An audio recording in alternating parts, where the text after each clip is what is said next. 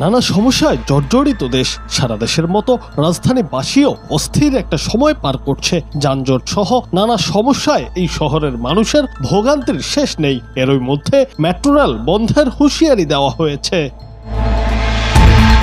আগামী 3 দিনের মধ্যে স্বয়ংসম্পূর্ণ চাকরি বিধি প্রণয়ন না করা হলে কর্মবিরতি পালনের হুঁশিয়ারি দিয়েছেন ঢাকা ম্যাস ট্রানজিট কোম্পানি লিমিটেডের স্থায়ী কর্মকর্তা কর্মচারীরা। চাকরি বিধি চূড়ান্ত করতে বৃহস্পতিবার 20 ফেব্রুয়ারি পর্যন্ত সময় বেঁধে দিয়েছেন তারা। গত সোমবার এক বিজ্ঞপ্তিতে এই হুঁশিয়ারি দেওয়া হয়।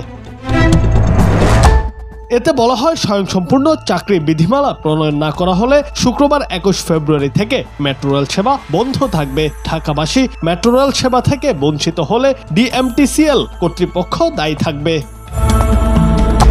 আরও বলা হয়, সড়ক পরিবহন উপদেষ্টা মোহাম্মদ ফাউজুল কবির খান স্বয়ংসম্পূর্ণ চাকরি বিধিমালা প্রণয়ন করতে গত 12 সেপ্টেম্বর নির্দেশনা দেন। কিন্তু 5 মাস অতিবাহিত হলেও কোনো এক রহস্যজনক কারণে আজ পর্যন্ত এটি প্রণয়ন করা হয়নি। স্বয়ংসম্পূর্ণ চাকরি বিধিমালা না থাকায় ডিএমটিসিএল এর 200 জনের বেশি দেশি ও বিদেশি প্রশিক্ষণপ্রাপ্ত দক্ষ কর্মকর্তা ও কর্মচারী চাকরি থেকে ইস্তফা দিয়েছেন। ফলে মেট্রো রেল পরিচালনা ও রক্ষণাবেক্ষণ হুমকির মুখে পড়ার সম্ভাবনা তৈরি হয়েছে।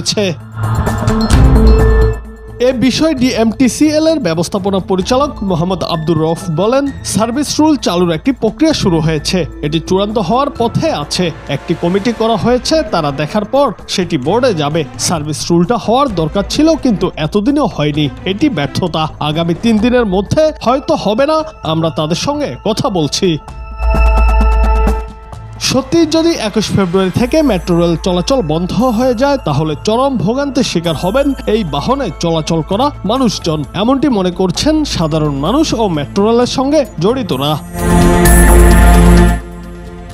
জুনায়েদ আহমেদ, বাংলা টিভি।